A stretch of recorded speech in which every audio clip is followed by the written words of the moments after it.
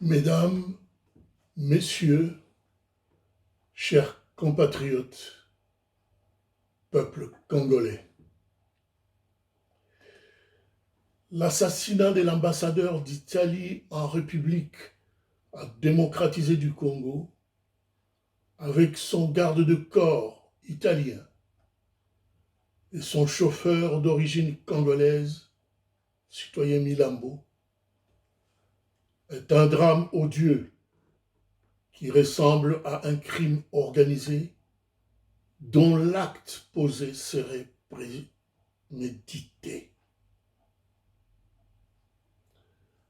Ce crime crapuleux qui vient de faucher 3 vies humaines et surtout celle du chef de la mission diplomatique en poste au Congo, risque de nous réserver dans un proche avenir des surprises inattendues, susceptibles d'hypothéquer des relations bilatérales, voire multilatérales entre nos deux pays d'abord, et par extension l'Union européenne, dont l'Italie est membre quasi important. En ce moment tragique, l'horreur et l'émotion se côtoient et se frottent au sein de l'opinion tant nationale qu'internationale, défrayant la chronique dans tous les forats.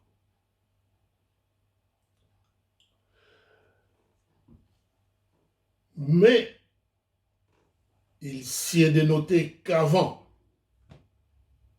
et après l'annonce de ce drame, 3 faits troublants seraient enclins d'alimenter supputation et réflexion, notamment la déclaration scélérate et controversée à Kigali de M. François Beya, conseiller spécial de Félix Tshilombo en matière de sécurité, défiant dans ses propos les puissances occidentales sur des relations dites privilégiées entre le Rwanda et la République démocratisée du Congo, qui, selon lui, ces 2 pays mangent ensemble dans la même assiette, nonobstant des crimes que le Rwanda commet régulièrement en République démocratisée du Congo.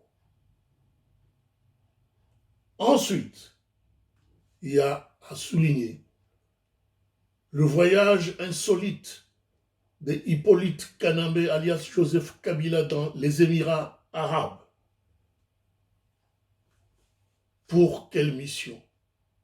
Point d'interrogation. Et enfin, la thèse complotiste supposée de trahison par un proche de la famille du défunt, soutenue par la veuve de l'ambassadeur. Nous attendons avec impatience dans ce registre, ou si vous voulez bien, dans ce carnet noir, les prochaines et éventuelles conclusions des enquêtes diligentées que nous souhaitons et espérons cette fois-ci crédibles, car nombreuses sont des enquêtes antérieures restées inachevées à cause d'une justice corrompue, inféodée au pouvoir de la pègre Tutsi rwando-ougandaise. Entre-temps, les hypothèses fusent de partout. Certaines s'affrontent et d'autres se recoupent.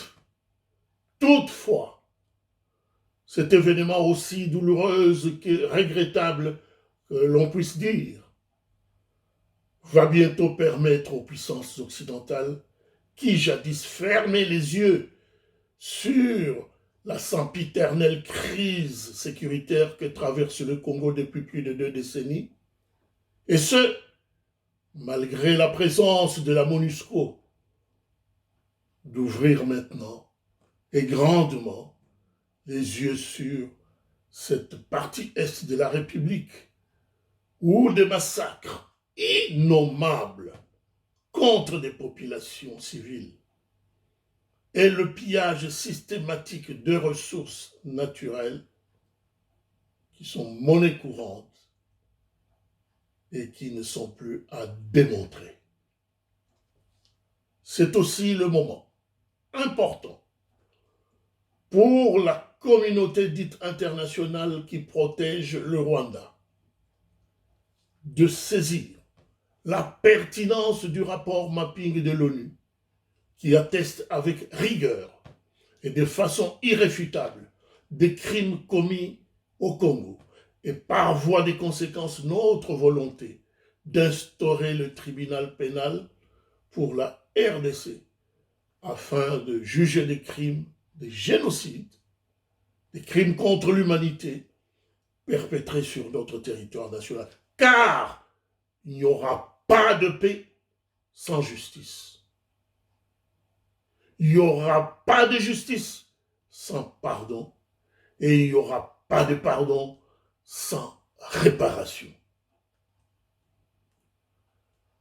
Pour l'engagement des Congolais pour la libération de la patrie, les auteurs de ce triple crime ne sont pas à chercher ailleurs. Ce sont les hommes de Paul Kagame, amis, partenaires et mentors patentés de Félix Antoine Tshilombo, président nommé de la République à démocratiser du Congo, qui ont assassiné M. Luka Antanasio et les deux autres infortunés. Le lieu du crime était presque dans l'encablure du camp de la MONUSCO et celui de la FARDC, dans l'espace d'une zone rouge, désertée par des populations civiles autochtones en raison des massacres à répétition. Et c'est cette zone qui est depuis occupée par l'armée rwandaise et ses supplétifs. Trêve de supputation. La présence militaire rwandaise sur le territoire congolais est connue de tous. Elle fut longtemps prouvée, démontrée et condamnée à maintes reprises par la résistance combattante et récemment attestée par les services spécialisés des Nations Unies, sauf par la classe politique congolaise, collaborationniste, pourrie, félonne et toxique, complice et hontée de l'occupation tutsi dans notre pays. Pour l'heure, le peuple congolais impute la responsabilité de ces crimes à Paul Kagame, Hitler africain qui dirige le Congo, et son pantin Félix Tshilombo, marionnette au service de l'occupation. En guise de conclusion, l'assassinat du diplomate italien risque de nous réserver des surprises inattendues. Peuple congolais, soyons debout et vigilants pour parer à toutes les éventualités. Unis, nous sommes forts.